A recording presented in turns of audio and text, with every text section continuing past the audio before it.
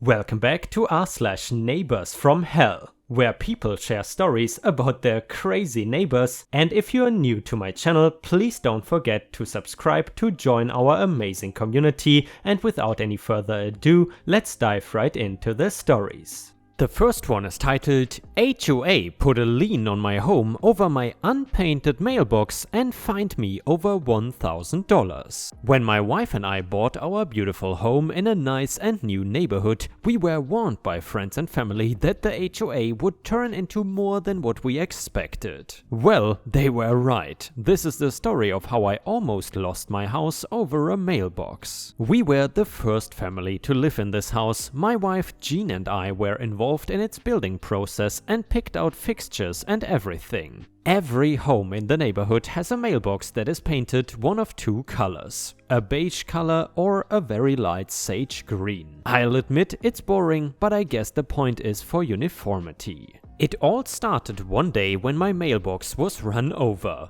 Our house sits on a sharp curve at the end of a street in the neighborhood. One very icy morning, a young man was going too fast and slid into the mailbox, completely destroying it. Accidents happen and no one but the mailbox was hurt, so I did not care too much. I had the mailbox replaced that same week. Obviously, I had to make sure it was the right style and look that the HOA required, except unpainted. Like I said, it's the winter time and that's not really the ideal time for painting anyway, so I left it alone. I did plan on painting the stupid thing just when it got a little warmer. It's not long before I received the first letter, stating that my mailbox needed to be repainted one of the two approved colors, beige or green. They said that I had a month to do so, so I did not really rush. Not even a few weeks later, I received another letter saying that I had been warned and will now incur a fine because I have not done what they asked. It had not even been the month they said that I had to do it. They wanted $250 for this. Absolute BS. I decided to dispute this issue at a board meeting. They cannot charge me for this. Turns out the meeting was a giant waste of time and they said that they could indeed charge me for this crap and that they would continue to do so until I met their requirements. They gave me a pair of swatches that I was supposed to take to the hardware store in order to pick out the correct color of paint. I begrudgingly went to the store and stared at the paint section for a while. I realized while looking at the color swatches that this was not the same color options that most of the neighborhood had. It is clearly a much lighter color than what everyone else had or what my old mailbox used to be. I purchased a can of beige paint and also a large can of fire engine red paint because I am up to no good. So then I go home and take a quick walk around the neighborhood, fighting the brisk, cold wind to prove my point. Just as I suspected, all of the mailboxes are a completely different shade than the swatches they gave me. And it's not like the paint has faded from the sun because the swatch colors are clearly much lighter than the current mailboxes, so if that's the case, then everyone needs to paint their frickin' mailboxes. I decided to stop at my neighbor Larry's house. He has been a buddy of mine since we moved here and I know he will give me an honest opinion. Larry was hanging out in his garage next to his space heater, watching sports and drinking his nightcap of whiskey. He is an older gentleman who does not really appreciate much authority, and he was quick to tell me that the HOA is being a bunch of a-holes. He agreed that the colors were not the same at all. While chatting with Larry, I made the joke that I bought some red paint out of spite and thought about painting it that color just to piss the HOA off. He laughed and said that he would do it with me just to show his support. We considered this just some jokes and I head back home. This was right before my wife and I were going on vacation for 2 weeks. I will admit that I'm a stubborn man and honestly did not want to paint the stupid mailbox before we left, plus it rained and sleeted for days prior. Painting the mailbox would have to wait. When we got back, we found several new letters in the unpainted mailbox and a certified letter taped to the front door. The blasted HOA had seriously rejected my request to hold off on painting it until we came home and had slapped us with a $1,200 fine and put a lien on my house. That is right, they put a lien on the house. I was so floored by this, I quite literally almost hit the floor. My wife was kind of upset, so she had to call her sister and vent for over an hour. What kind of drama are these idiots looking for? Over a mailbox? Are they kidding me? They want to cause me to lose my home over this. I immediately called the foreclosure lawyer and set the next steps in motion. They advised me that I should pay the fine and do what the HOA wants just to make the process less complicated, drawn out and expensive. But at the end of the day, we still have to address the legal actions they have already started.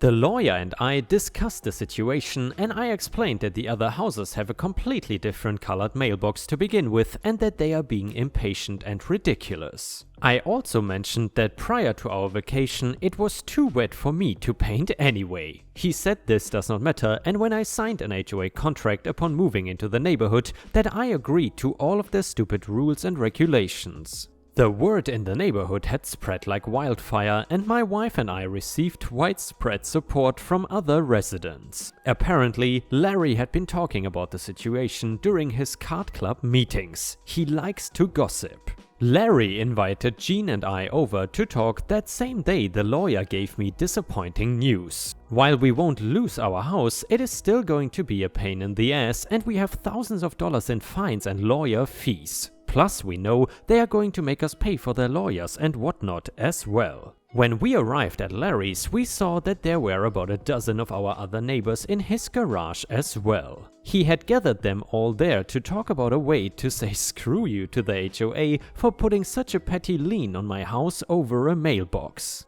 They wanted to paint their mailboxes red in solidarity against the crappy HOA. Several of them had their own issues with the association over different things, but my situation was what really made them feel motivated to rise against them. We all decided that we would paint our mailboxes red and try and get as many of the neighbors to do it as possible. I even said that I would let everyone borrow my bushes and red paint I had purchased at the hardware store. That next morning, almost 30 houses had their mailboxes painted a bright, noticeable red. It was wonderful. I drove around and took pictures of the beautiful sights so I could remember the day that we all banded together against the stupid HOA.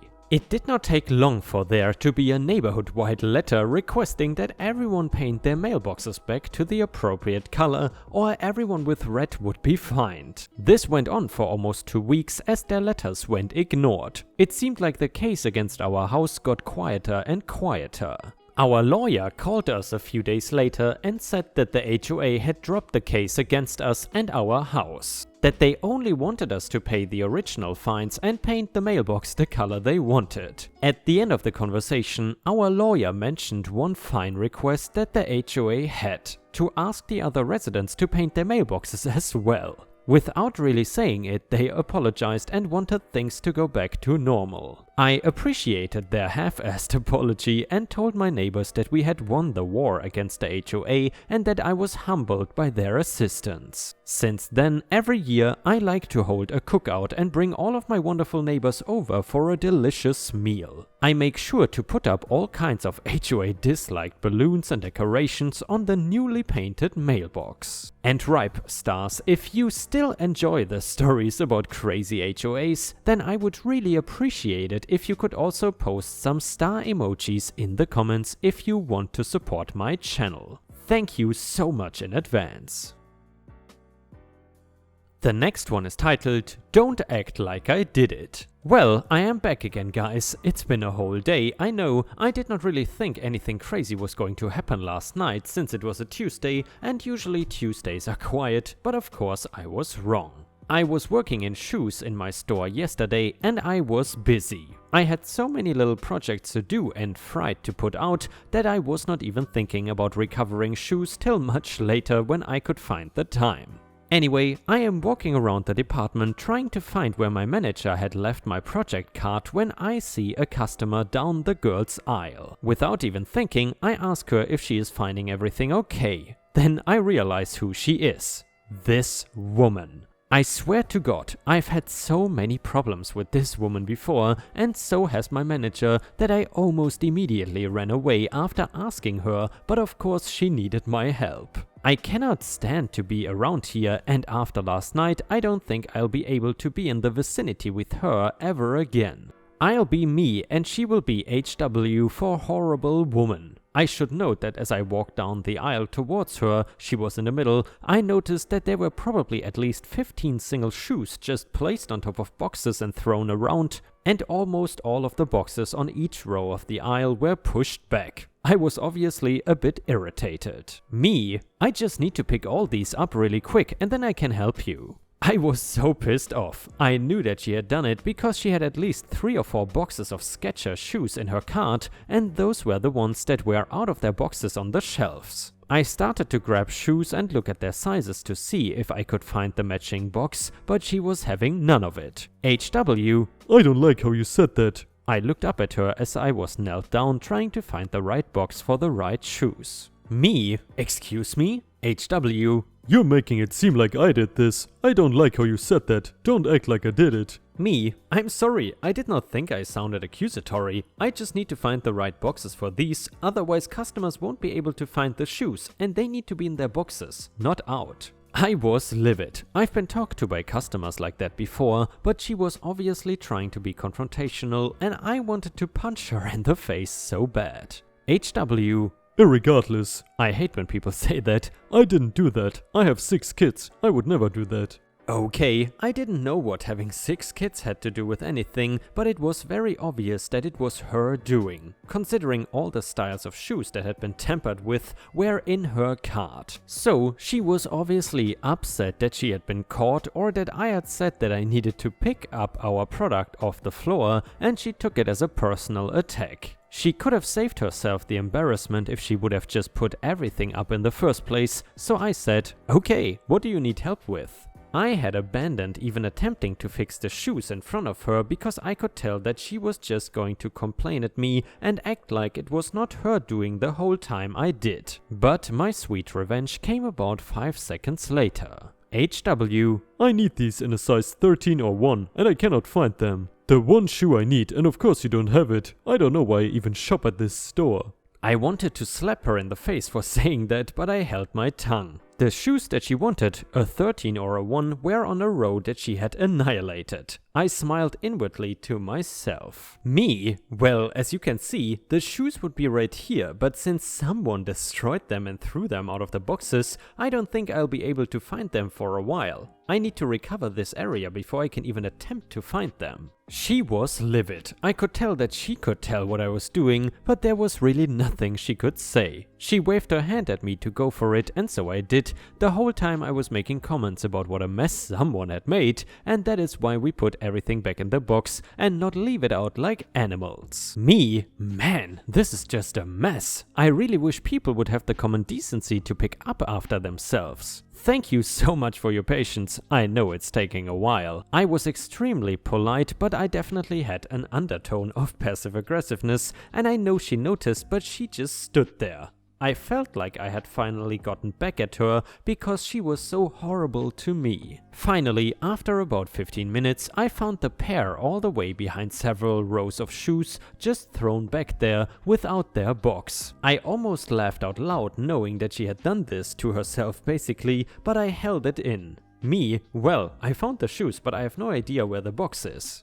I had gone through every box on the shelf trying to find matches and they were all full, so I had no idea where she had put them, and unfortunately I cannot just give you the shoes without the box, so I don't think I can sell these to you. Maybe you can find another pair. It was the ultimate revenge. I made her wait for almost 20 minutes while I recovered every square inch of what she had destroyed meticulously to then find the shoes but no box. I was in heaven. HW. Are you serious? I need those shoes. I want those shoes. Me? I'm sorry. I cannot sell them without a box, because there is no UPC on them to scan, only the box. Maybe you can come back tomorrow and I'll find it. HW. I don't have time for this. I am done. Forget this. Thanks for nothing. Me? You have a wonderful day, ma'am. And that is why you don't destroy a section and freak out when someone tries to clean it up, because we will get the ultimate revenge. I hope I never see that woman again,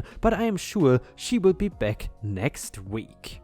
And guys, if you have ever worked in retail, because this story was from r/tales from retail, then please feel free to share your own crazy stories either in the comments or on r/ripe stories on Reddit, where there is a good chance that I might read your story in a future video. Thank you so much in advance.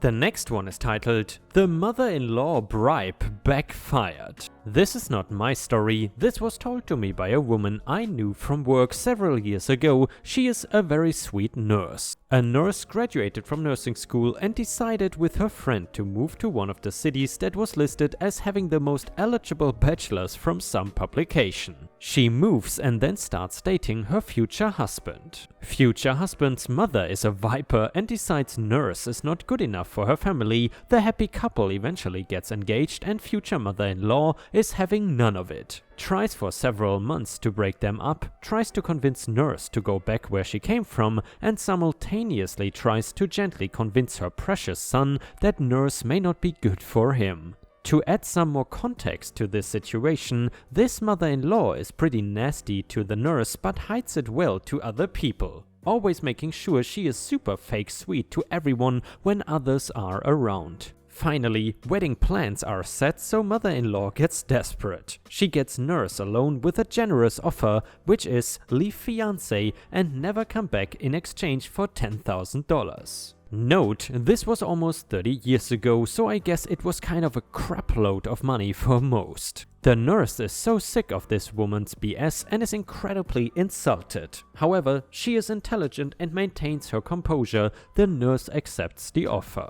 So, nurse takes the money, does not leave, and gets married anyway. Nobody else knows about this. Mother-in-law cannot say or do anything about it without exposing herself to her family as a horrible person. Nurse and husband are still happily married, their kids are grown, husband still has no idea this went down. Mother-in-law has suffered silently for almost 30 years. The next one is titled, "Mother-in-law shared her honest opinion of me and I hope she enjoys her relationship with her son and grandchildren."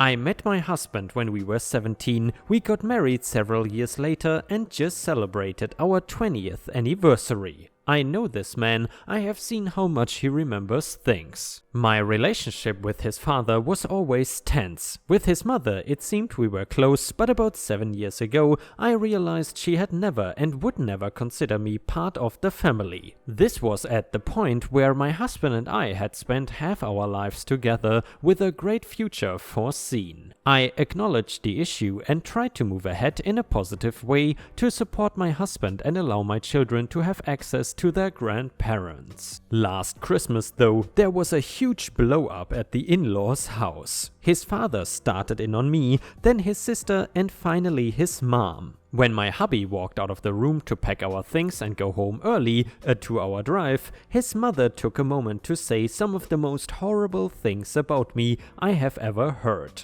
Things about my personality, my parenting skills, my friendships, even my mother and sisters. I will admit, I responded with one very unladylike sentence. Since that day, I have not contacted her nor communicated with her. The revenge though has been sweet. The boy she raised, who married me and has become an amazing man, is now in charge of the relationship with his parents. This means he, not I, sets up visits, buys and sends birthday cards and calls them every week or two.